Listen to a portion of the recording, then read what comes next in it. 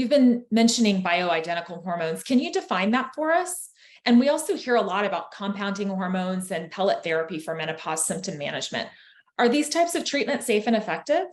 Sometimes it really depends what sort of philosophy you go with and who you're seeing, because there are plenty of physicians who practice in various realms.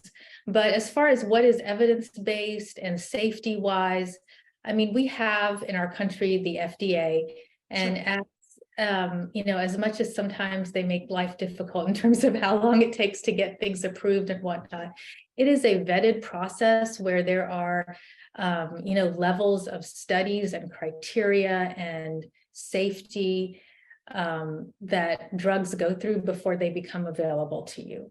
And when we use those medications rather than sometimes the compound, in comparison to the compounded, there's a level of safety and efficacy that we can be confident in. Okay.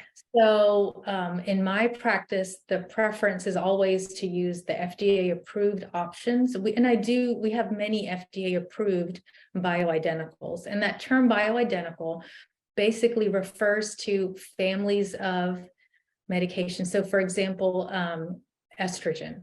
So there are certain estrogens that are naturally occurring that are produced in our bodies by our ovaries.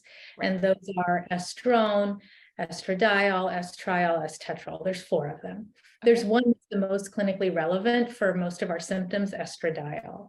So when any form of estradiol is the bioidentical estrogen, because it's the exact same form that your body makes. And that is available to us in a tablet form, in a patch form, in a gel form, in a ring form, in a spray form. There's like so many forms. And those are all vetted and have been approved by the FDA.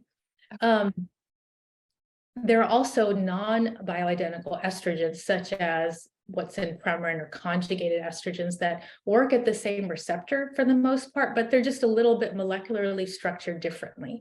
Okay. So that's bioidentical versus not. And we have the same option with progesterone. We do have an FDA approved one. When you have medications like compounded or injected via pellet therapy and things like that, the concern is there's not that vetting process. And also, I mean, particularly with pellets, because we don't know exactly sometimes what is going in, then there's a tendency or a propensity to become super physiologic in the dosing. And there are certainly risks to that. So, unless there's some reason to go outside of what's available, that would be the safest way to go about it.